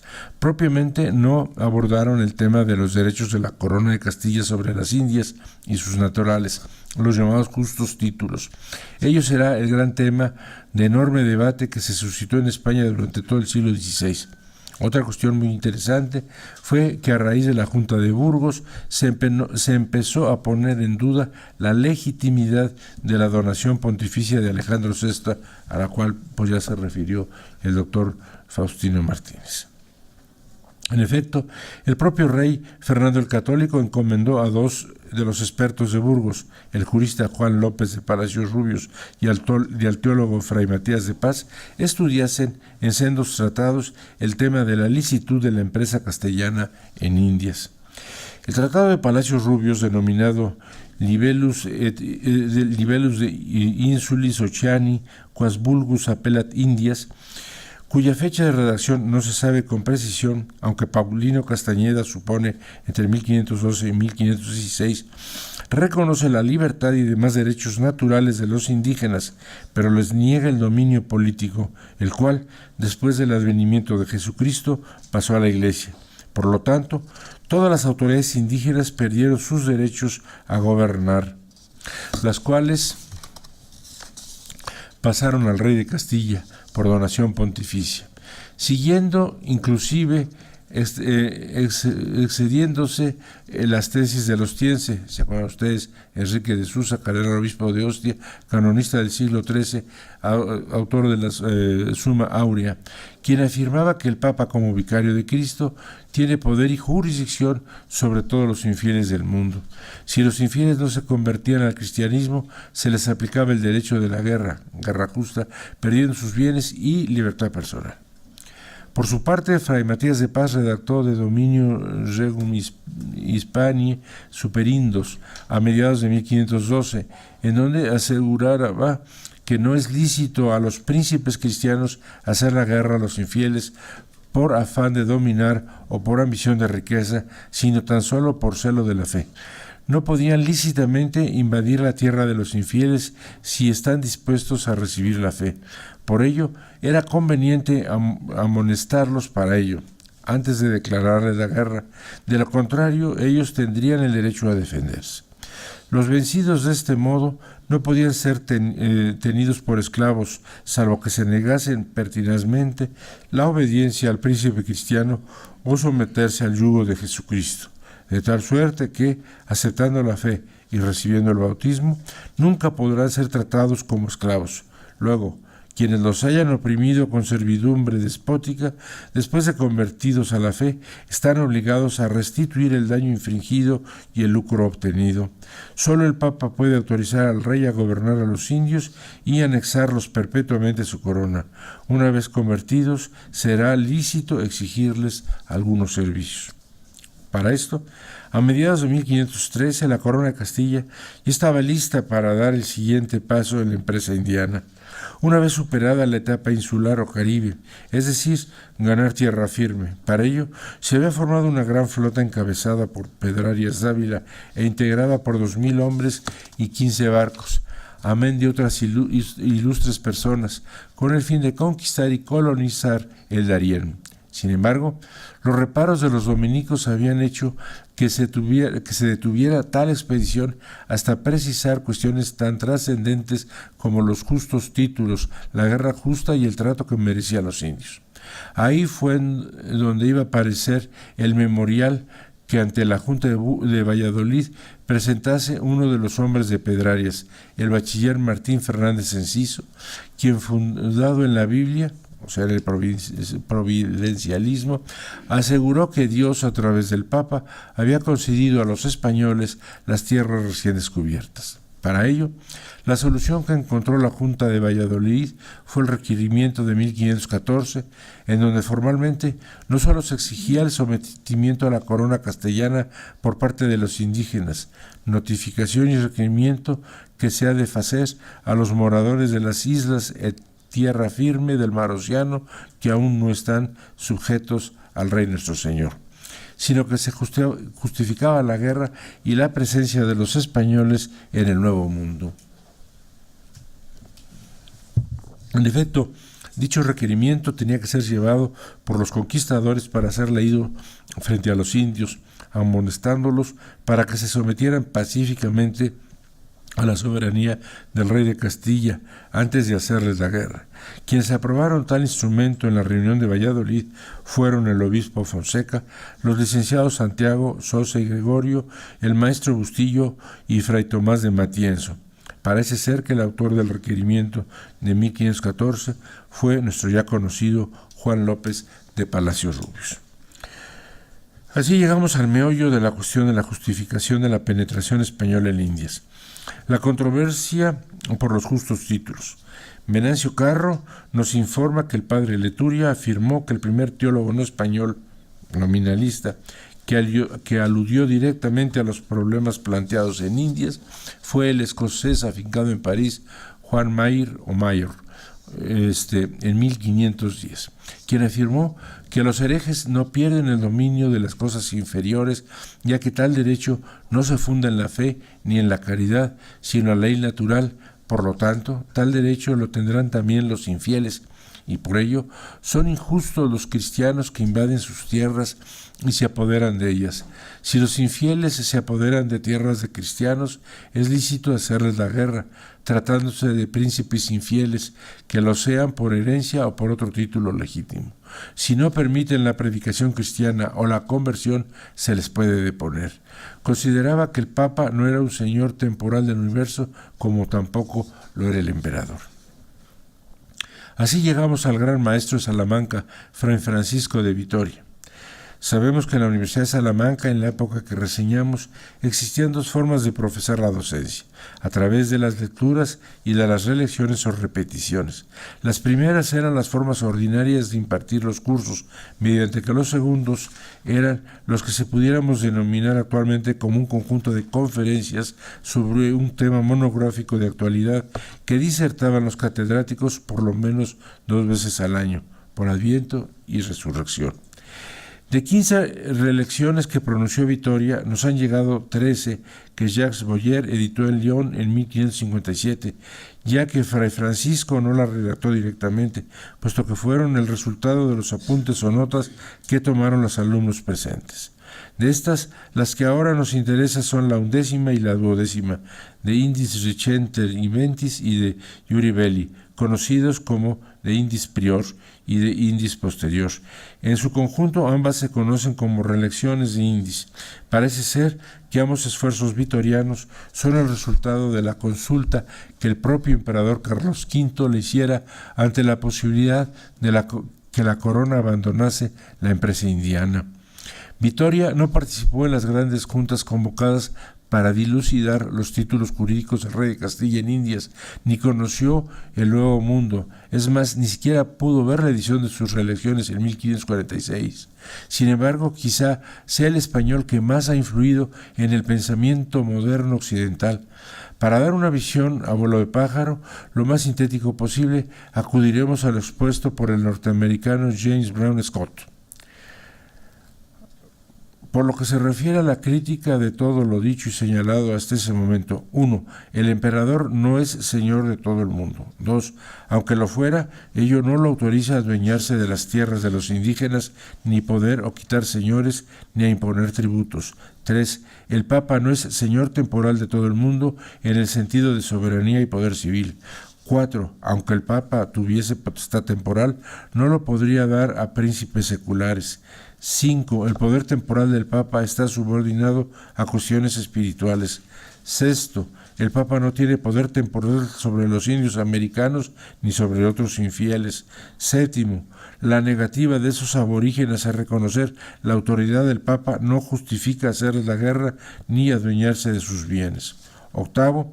Ellos no son culpables del pecado de irreligión, ya que no podían creer en Dios antes de haber oído nada de él. 9. No están obligados a escuchar la predicación del Evangelio. Por otro lado, por lo que se refiere a los justos títulos, nos dice Vitoria: 1. Los españoles tienen derecho a viajar por las tierras recién descubiertas y permanecer ahí, con tal de que no hagan daño a los naturales. Si los indios intentan impedírselo, se les puede hacer lícitamente la guerra. Estamos en la presencia del jus comunicationis. 2. Los españoles tienen derecho a predicar el Evangelio en tierra de bárbaros, y si para ello se necesita hacer la guerra, se podrá hacer con moderación y proporción. Si bien Vitoria no consideró que la predicación del Evangelio por sí misma era un justo título, también cabe mencionar que pide, como condición indispensable antes de iniciar la guerra, a causa de impedir la predicación por parte de los indios, agotar todos los métodos pacíficos. 3. Si los príncipes indígenas pretendieran obligar a los indios conversos a volver al paganismo, los españoles podrán intervenir en defensa de tales indios. 4. El Papa puede dar la soberanía a los príncipes cristianos sobre los indios conversos y destronar a los gobernantes infieles, habiendo causa razonable. Quinto, los españoles pueden destronar señores indios si fuera necesario para salvar gente inocente de una muerte injusta, como sería el caso del canibalismo. Sexto, que a los indios, mediante elección cierta y voluntaria, podrían escoger al señor español. Aquí estamos en presencia de jus elecciones. Séptimo, los españoles podrán apoyar a sus aliados indígenas. Octavo, los españoles podrían asumir la obligación de capacitar a los indígenas sobre una base de igualdad para integrarse a la comunidad internacional, o sea, el jus societatis. Ahora toca ver a otro gran campeón de la defensa de los indios, Fray Bartolomé de las Casas, en quien se mezcla ese activismo social y político junto con un trabajo intelectual de gran calado. A diferencia de Vitoria, su hermano Dominico, la obra de las Casas evolucionó y se encuentra dispersa en multitud de trabajos, por lo cual no se puede referir al primer obispo chapaneco un corpus doctrinal consolidado ni algo estático. Nos dice David Branding, en 1531, un fraile dominico residente en la Española dirigió un memorial al Consejo de Indias en que, con profética autoridad, advertía a los ministros que todos ellos se arriesgaban a la condenación eterna si permitían que continuara sin freno la destrucción del Nuevo Mundo. Y más adelante agrega, hasta ahora, solo ladrones y tiranos habían llegado al Nuevo Mundo a robar, asesinar y oprimir. Sin embargo, aún quedaba tiempo para que los consejeros salvaran sus almas. Hasta aquí la cita de Branding. Para Fray Bartolomé, los indios, como cualquier ser humano, tienen señorío sobre sus cosas por derecho divino y natural. No tienen tierras usurpadas, no han hecho no han hecho daño a nadie, ni son súbditos de ningún imperio cristiano ni del Papa. La única causa justa de la presencia española en Indias que encontró el hispalense fue la concesión pontificia, con el único fin de llevarles la doctrina cristiana y, en consecuencia, los derechos y obligaciones que de la misma surgiesen nunca pueden privar a los señores indios de sus potestades de gobierno. La predicación de la religión, según el pensamiento lascasiano, tenía que ser por vía pacífica. No aceptó el régimen de encomienda y mucho menos de esclavitud, siendo como era los indios súbditos de la corona de Castilla.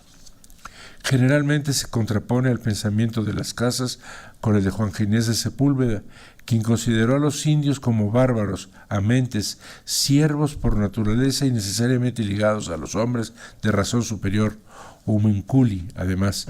Si la radical incapacidad de los indios para constituir una sociedad gobernada por leyes justas y racionales era justificación suficiente para la conquista, era su adicción al vicio antinatural, incesto, sodomía, canibalismo y sacrificio humano, el que hacía de la subyugación un imperativo.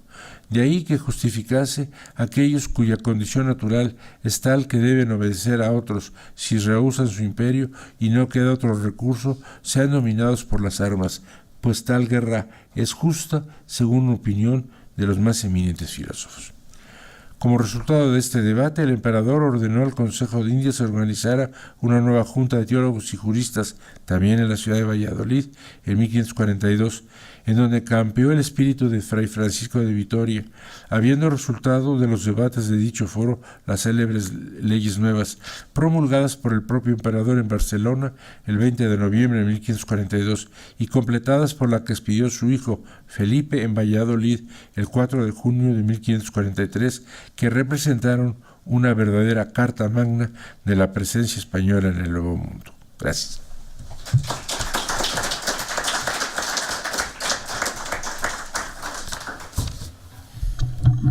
Bueno, muchas gracias por tan ricas y tan interesantes ponencias. Me corresponde ahora hacer un pequeño comentario a las ponencias para un poco incentivar después la discusión. El año 1517, como recuerda el doctor Faustino Martínez, será decisorio para nuestro país en el contexto de las empresas de descubrimiento de nuevas tierras y conquista para la corona española. El doctor Faustino Martínez ha escogido para su presentación dos comienzos que levantan el vuelo. Uno por la poesía de Claribel Alegría, que va trazando y pergeñando los rasgos de la identidad, como si de una receta de cocina se tratara. Interesante elección, por otra parte, dado que algunos de los títulos implican el canibalismo. El otro, una reseña que borda sobre una obra contra el imperialismo. Imperofobia y Leyenda Negra de María Elvia Roca Berea. El odio fundamentado, la crítica a la Inquisición y la conquista, refutados por la autora en virtud del estatus que tuvieron los reinos, que calca la realidad europea en la dimensión jurídica y en la política. Tengo mis dudas, en todo caso, en cuanto a la dimensión social. Para la autora, reseñada por el doctor Martínez, el punto de partida de la crítica es la relación de Fray Bartolomé de las Casas. Coincido plenamente con el doctor Martínez en que el signo diferencial está en la súbita toma de conciencia de la corona española. El humanismo europeo dio la espalda a España, nos dice. Esto me llama la atención, por otra razón. Erasmo, en su consideración de los humanistas, ignoró a Ginés de Sepúlveda, férreo ciceronista. No Vives, sino Ginés, es el humanista ocupado del caso español. Ginés, tan oscuro y a veces tan incomprendido.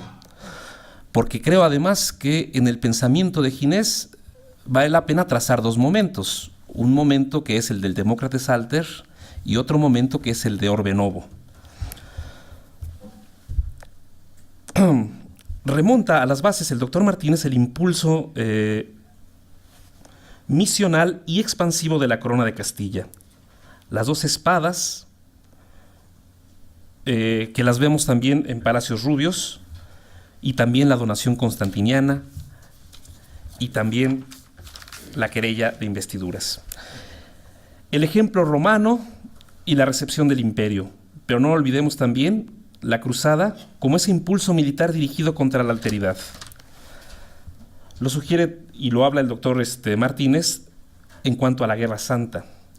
Hoy podemos quizá con mayor conciencia, detenimiento e información saber que no fue una cruzada, pues ni se trataba de infieles sino de paganos, ni el Papa impulsaba la batalla, sino que autorizaba las conquistas, ni había recuperación de lugares sacros en Tierra Santa. Pero el mismo sentido de unidad histórica española y europea ¿acaso lo haría más difícil para los hombres de aquel tiempo discernir muchas de estas diferencias? Hay, creo, una unidad de sentido histórico en la España del siglo XVI, del siglo XV y XVI, con los ideales de Constantino. Una ley, un imperio, una religión. Y un flujo que va de la reconquista en la guerra contra el infiel a la conquista mediante una guerra evangelizadora de paganos. Las Casas lo vio y lo señaló. Pero ¿cuántos de aquellos hombres acaso tuvieron esa clarividencia de saber distinguir entre el infiel y el pagano? El doctor Óscar Cruz Barney engarza el mundo medieval planteado por el doctor Martínez hacia la conquista y los diversos conflictos culturales y de implantación e interpretación del otro. Hay, como destaca el doctor Barney, una fluencia de ida y vuelta en las ideas. Una fluencia que además destaco, por ejemplo, que implica avance y retroceso en Tlatelolco. Él señalaba que la fundación del Colegio de Santiago de Tlatelolco en 1536 justo da esperanzas acerca de la integración de los indígenas, pero esto se ve frenado después en el Segundo Concilio Mexicano de 1551, donde se dice no, ni siquiera vale la pena educar a los indígenas para que sean sacerdotes. Y bueno, y pensando también en estas fluencias de ida y vuelta, que el mismo virrey Mendoza ya decía que los indios tenían más vocación marital que sacerdotal. Pasa después el doctor Cruz Barney a analizar los justos títulos, y me parece muy interesante, quizá uno de los puntos más interesantes de la ponencia que nos ofreció, las grandes diferencias entre las discusiones que se presentan entre los europeos y los americanos. Los americanos de algún modo ya resignados a una realidad presente. Los europeos todavía desde una frialdad lejana, más especulativa. Fray Alonso, por ejemplo, me parece que engarza estos dos momentos cuando en el De Dominio Infidelium et Justo Bello se integra dentro de la discusión salmantina acerca de la justicia de la guerra, pero después comenzará a tratar ya en otras obras el tema de la poligamia.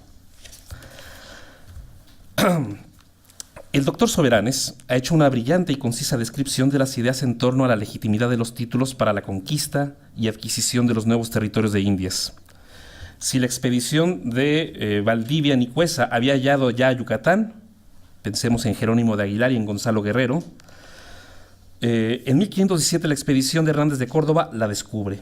El hervidero de ideas, problemáticas y argumentos que suponen los primeros años de descubrimiento y conquista van a determinar no solo el curso de las exploraciones nuevas y la actitud de la corona, sino de toda la cultura jurídica general en los años y siglos posteriores. El tema de los justos títulos lo considera el doctor Soberanes menos importante al momento mismo de plantearse las nuevas exploraciones que el del trato a los indios y el de cómo llevar a cabo la conquista.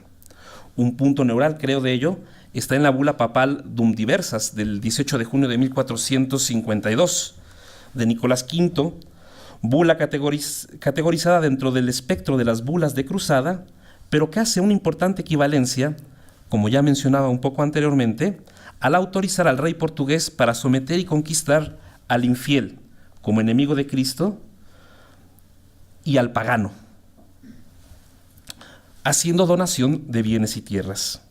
El contenido de esta bula, como se sabe, es también ampliado por la bula Romanus Pontifex de 1455. El hecho es que pese al sustento jurídico que hace equivalencia de paganos e infieles, los conquistadores españoles se dieran cuenta de que otra realidad es la que se impone en las Indias occidentales. Me parece que que los conquistadores, justamente al ver esta diferencia entre la situación portuguesa de 1452 a la situación americana de 1492 en adelante, es lo que incita también a buscar una solución tentativa y provisional en el requerimiento de Palacios Rubios que cita el doctor Soberanes. En este punto me interesa, doctor, conocer su opinión. Ha señalado en su texto que efectivamente nadie dudaba de la soberanía de la corona de Castilla sobre las tierras entonces recientemente adquiridas, ni Vitoria, ni las casas, ni mucho menos Ginés de Sepúlveda. Cierto, pero si bien el reconocimiento de la potestad regia en la Nueva España, fundada sobre todo en la hostilidad a la predicación, luego de la matanza de los predicadores en Chiribí, Venezuela, y el canibalismo y la tiranía, no legitimaba para otros títulos, por ejemplo, la capacidad para donar ciertos bienes. En este sentido, y aprovechando su conocimiento y su experiencia, me gustaría preguntarle, ¿no cree que, dado que se presentaba esta situación, era fundamental la argumentación de considerar a los indígenas amentes a efecto de que no pudieran ser considerados capaces de administrar su propio patrimonio? O más bien, era que una vez aceptado el título de la potestad regia sobre las tierras por el canibalismo, por la tiranía, por el ataque a los aliados, más bien se subsumían los otros títulos dentro del título de la potestad regia. Bueno, pues muchas gracias y abro las puertas ahora a los comentarios del público que desee participar. Gracias. ¿Hay alguien que nos pueda prestar el micrófono? Bueno, no es necesario. Ah, ok. Pero sí lo traigo, ¿eh?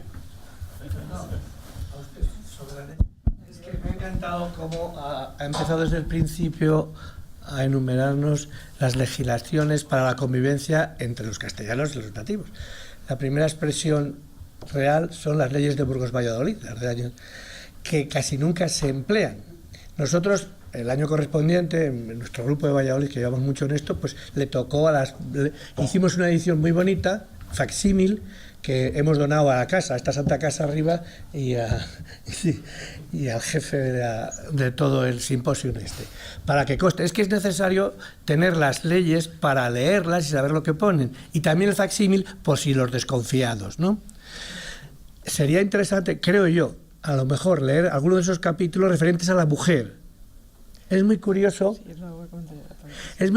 cómo allí late la vida ya extinta de Isabel la Católica, que es la que está promoviendo todo esto al principio, y en el testamento lo tiene en cuenta y encarga a un señor que aquí a las 12 de la mañana por primera vez se ha citado, que era Fonseca, Juan Rodríguez de Fonseca, le encarga dos cosas especiales: a su hija Juana I de Castilla, Juana la Loca, y a sus indios de América, para que no se los toquen. Este hombre, Juan Rodríguez de Fonseca, era el más importante de toda la época, ¿no? Con diferencia. Y ella tenía ese especial cariño por las mujeres. ¿Qué pasaba aquí? Eso se recoge en las leyes de Burgos, Valladolid, y aparecen capítulos y lo leen. Yo a veces a los alumnos se los leo para que lo vean. Es más, lo leen ellos mismos, ¿no? Va a determinar incluso la protección de la mujer de su propio marido, para que no la haga hacer cosas, para que si está embarazada esto, que les dé tanto. Es muy interesante porque creo yo que los derechos humanos empezaron ahí porque eran reales, y además de promover el capítulo correspondiente, ese capítulo incluye, como saben ustedes muy bien, la pena que lleva si se salta eso. Con lo cual ya está todo hecho. Si tú has hecho esto, te aplica el juez correspondiente la pena que está ya establecida en el propio artículo, con lo cual era bastante fácil para poder ejercerlo. Pues muchas gracias por haberte... Yo soy de Valladolid, para que vamos a que...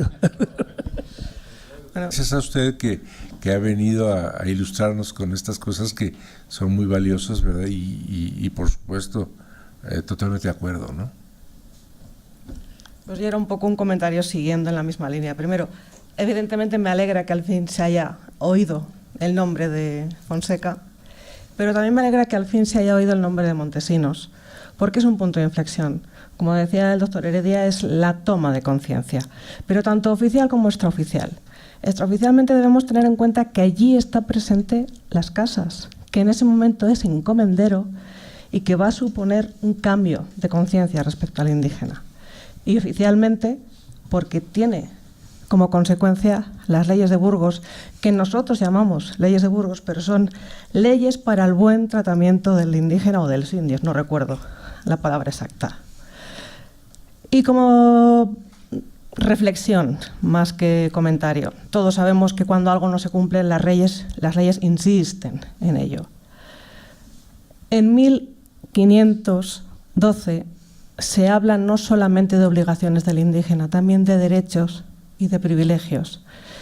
Dos aspectos. Se habla de que los niños no deben trabajar y de que tampoco debe trabajar, primero en Burgos, la mujer embarazada a partir del cuarto mes, después en Valladolid, en ningún momento en cuanto se sabe que está embarazada.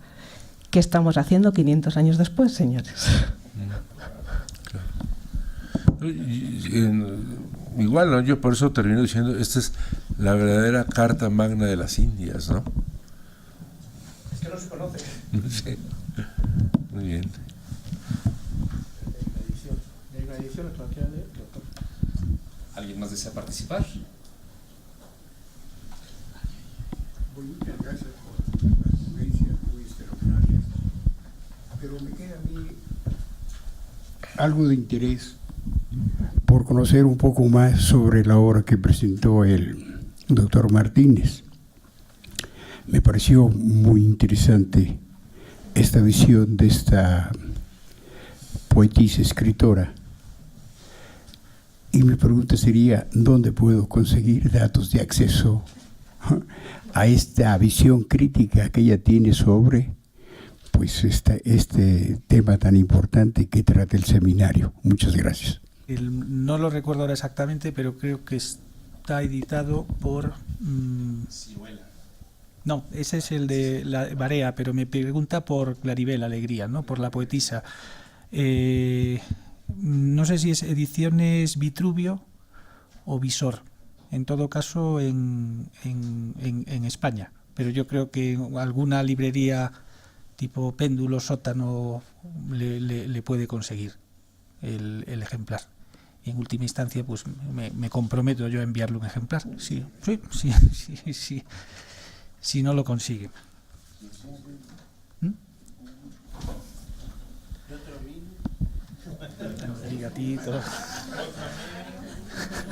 Bueno, no nos emocionemos.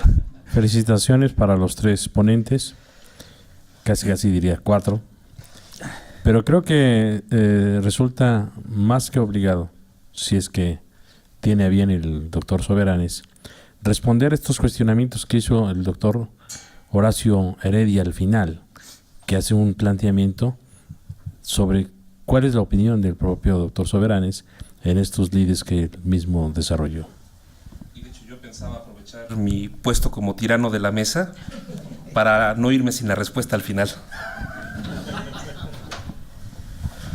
Sí. ¿La quieres repetir, por favor? Sí, doctor, le preguntaba, y se la repito, es si usted consideraba que, bueno, usted en el planteamiento inicial que hace de su trabajo dice que el tema de la soberanía de Castilla sobre las nuevas tierras conquistadas no se puso realmente en duda ni por Vitoria ni por Las Casas. Y yo le decía, bueno, ni por Ginés, desde luego. Pero finalmente había ciertos títulos sobre los cuales resultaba legitimada la corona a intervenir, que era el tema del canibalismo. Le señalaba yo después que después de la muerte de los predicadores, el Ius Communicationis también daba autorización para intervenir a la corona, el tema de los aliados, y finalmente, bueno, se legitima la intervención de la corona. Pero hay títulos que no están propiamente autorizados dentro ni de Vitoria, ni de Las Casas, y que serían, por ejemplo, el de la donación de tierras y de prebendas a los conquistadores.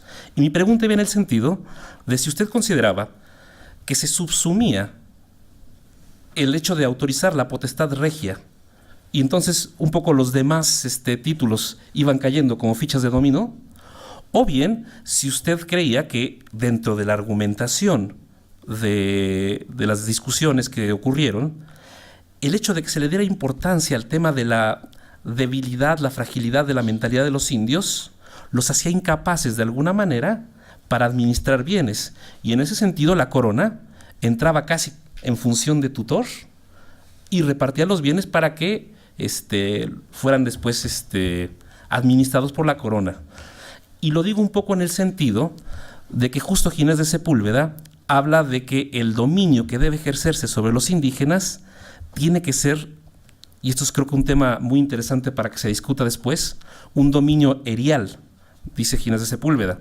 O sea, no es una esclavitud férrea, sino una esclavitud parecida a la que tendrían los romanos en su época más primitiva, donde los esclavos comían en la mesa con el amo, los esclavos trabajaban codo a codo con el amo. Más o menos en este sentido iba mi pregunta. A mí muchas veces, yo soy profesor de Historia del Derecho, y muchas veces digo que la polémica de Indias todavía no acaba. O sea, 500 años después seguimos todavía, ¿no? En esta postura. Bueno, yo creo que la síntesis de todos estos argumentos, la mejor manera de verlo en esta época es la política indiana de Solórzano Pereira, ¿no? Que es quien hace esta síntesis, ¿no? En cuanto al tratamiento de los indios, aparte de que eran considerados, en el buen sentido de la palabra, y tú eres romanista, sí, eran considerados miserables, ¿no? O sea, dignos de misericordia. Y tenemos un ejemplo muy importante aquí en la Nueva España, que era el Juzgado General de Indios. Mediante el Juzgado General de Indios, el virrey directamente veía como protector de indios todos los derechos de las comunidades indígenas, ¿no? Y entonces, como se decía, a verdad sabida y buena fe guardada, el virrey resolvía los derechos de los indios. Y ojo, que las sentencias de este Juzgado General de Indios todavía en el siglo XX se aducían como títulos, ¿no? Allí, si ustedes van al Archivo General de la Nación, hay una oficina especial que busca en el archivo estas resoluciones de los virreyes de protección a los indios. ¿Por qué? Pues porque después de la Revolución Mexicana eran títulos perfectamente válidos, ¿no? Entonces ahí vemos toda esta función de protección, que en los hechos acá, bueno, ya eso es otra cosa, pero que en el derecho indiano era la protección del indígena, pues eso yo creo que era claro, ¿no? Muchísimas gracias. A mi amigo y compañero Martínez para hablar sobre la bula. Gracias, doctor. Ha notado lo que tú quieras. Claro, la bula la daba el Papa. Parece que era el dueño del que tenía. En el caso de América, se va a dar la bula a petición de Fernando el Católico, que tenía comiendo sus palmitas a Fernando a Alejandro VI. Sí, sí, sí. Entonces, ahí, esto sí que son novedades, para nosotros no, pero